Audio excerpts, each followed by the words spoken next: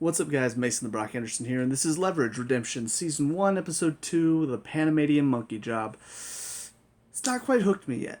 Um, it's still enjoyable to see the team back together for the most part, and seeing them take on these new challenges, these new cases with different rules. I am on board for that, but there's a lot of stuff that's kind of making me go, not a big fan of it. First of all, we've already lost Nate for obviously extraneous reasons, and now Hardison's leaving the team.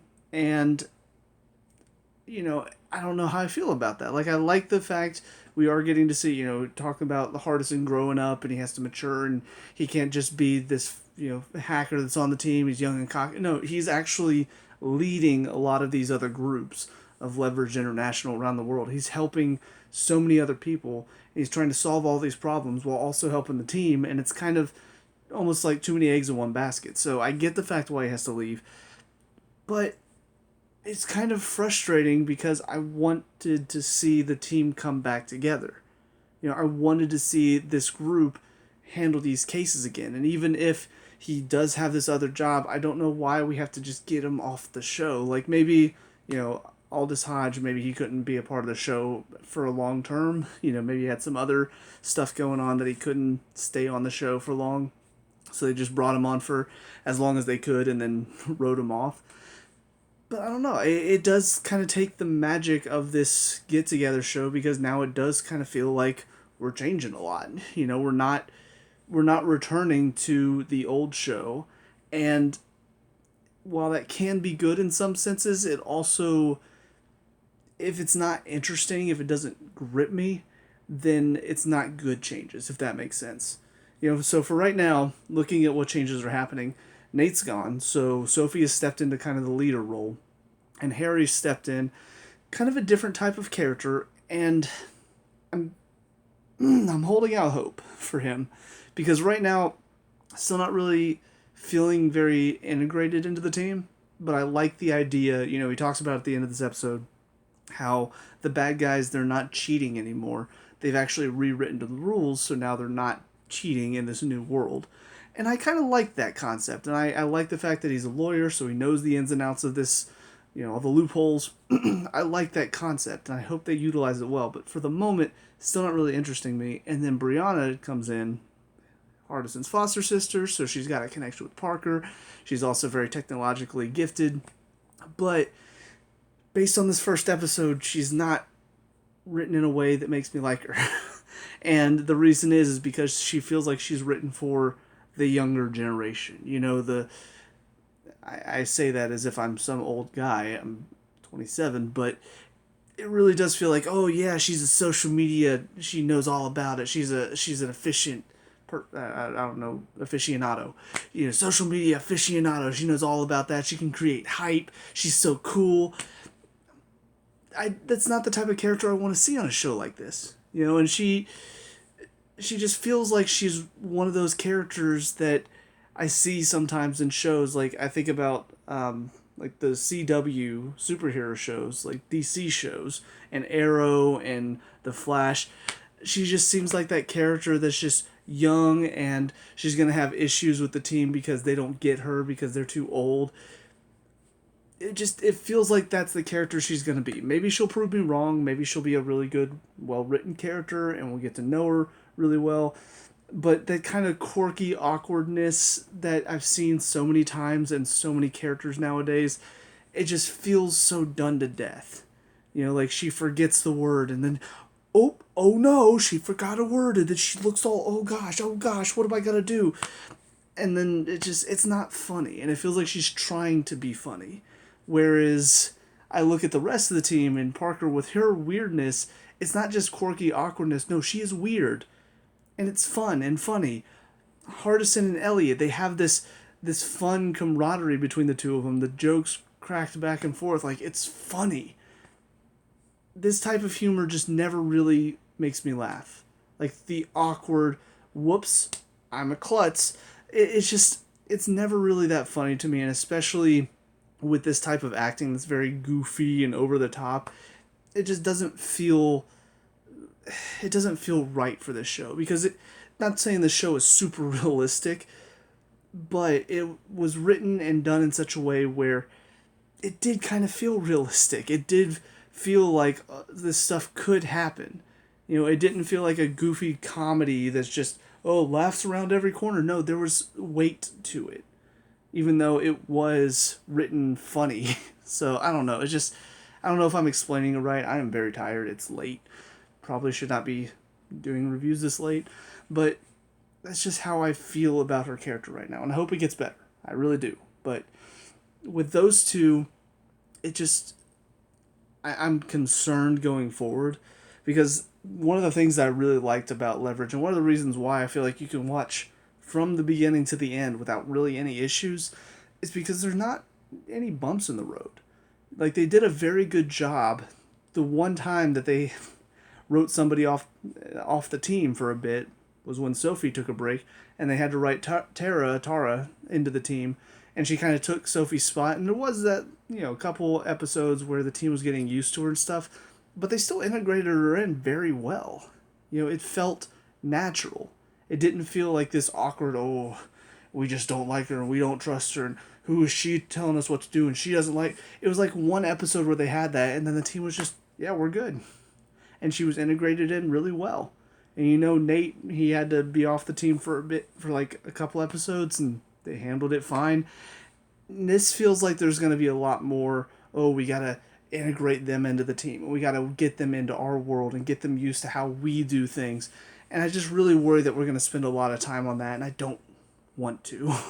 I don't want to spend time on that, because I want to spend time watching them take on bad guys and having those moments where they just outsmart them and outwit them. And I worry that we're not going to get a whole lot of that. And honestly, based on these first two, it was really one big case, I'm a little worried because I don't know. I get the fact that every heist can't go perfectly. There's going to be issues. There's going to be moments where things don't go according to plan, and they gotta figure things out. They gotta, ad lib a bit, because that happened in the original show. However, something I'm concerned about is the way that it's going right now. When things go wrong, it doesn't feel like, ooh, so clever, look how they worked around that. It feels very messy. It feels very, I don't know, like, it's not really done in a way that makes me excited. At the end of the episode, when things go wrong for the bad guys, I'm not sitting there going, "Oh yeah, they got one over. Oh man, look at the look on his face. This is amazing." I'm kind of sitting there going like, "Okay, so I guess they stole his money, and okay, now they blew up. They had him call and blow up the bomb, which then now they're at odds with all these dangerous people, I guess." Okay, was that the plan? was that what we were going for? And like, when they went into the vault, Parker went in there, she stole the stuff, and Elliot was down there, and then he saw the elevator door, but then he didn't stop him. He waited until he got into the vault and followed him there for some reason, and then let Park. What part of the plan? What led to this? Like, it just, I don't know. It didn't feel clean. It didn't feel like it was well rehearsed. It just kind of felt like they were doing stuff. And, part of that is Nate's not in charge. So Nate's not the one pulling all the strings. So I guess you could say, well, they're kind of figuring things out with Sophie being in charge. She's not been in the game for a while. They've not worked together, the four of them as a team. You've got two new members coming in. Maybe it's just kind of bit of a learning experience, a growing experience. But it is kind of worrisome that these first two, I didn't get that feeling of just what I remember from the original show. What I remember, rewatching it recently, just that feeling of, at the end of the episode, when the bad guys get their comeuppance, it just feels so good. I didn't get that feeling, really. Like, I got it a little bit at the end of the first episode, but I didn't feel it at all at the end of this one, and I feel like there should have been. Because this guy, he was a bad guy, and he had all these other people, but then, the person he was working with, the Corvette guy, also seemed like a bad guy, but I was so confused as his role in all of it because they didn't really give me a good reason to hate him. He was just working with Maxwell. So I don't know. I don't really feel like they did a good job with the writing and the planning of how they were going to do the heist and all of that. Because again, it's not a thing where it needs to happen perfectly every time, but in the moments where things go wrong, I want to see a bit more cleverness to it, and I want to feel like yes, they can figure things out. They're not going to be stuck in a situation where oh no, this went wrong. Well, I guess we just have to run away, guys. We just have to run, and that's kind of what this felt like. It was just we just need to run. We just got to go. It didn't feel like oh no, we had a plan. We had a backup plan for this. We're figuring this out on the fly. It was just grab the stuff and run to the van, and that's basically all they had. So yeah, I know I'm complaining a little bit, and I know it's going to take some getting used to because it is going to feel a bit different and it is going to not quite be the same feeling to it. But I hope that they at least have something that makes it enjoyable and makes it fun like the old show felt, and not this kind of feeling of wow, they have no clue what they're doing. They're just really flying by the seat of their pants here.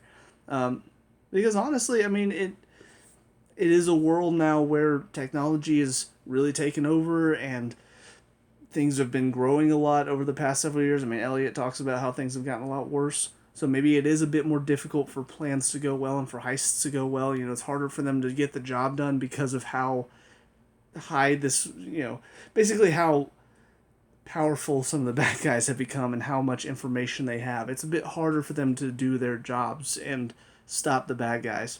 So I get the idea that the heists are going to be a little bit more messy because there's a lot more stuff that can go wrong. However, I kind of like the idea of well, they've also improved. They've grown in this world as well, and they've gotten better at their jobs, which means they can take on these bad guys that have gotten better at stopping the heists. So that's just kind of where I am. I know my thoughts are probably a little messy right now, but again, I just looked at the clock and it's 2 o'clock in the morning. What am I doing? All right. Well, anyways, with all that being said, though, that's it for me. So let me know what you guys think down in the comment section below. What were your thoughts on this episode? Let me know. We could talk about and discuss all that good stuff. Leave a like and subscribe for future Leverage Redemption reviews, and I'll see you guys at the next one. Peace out.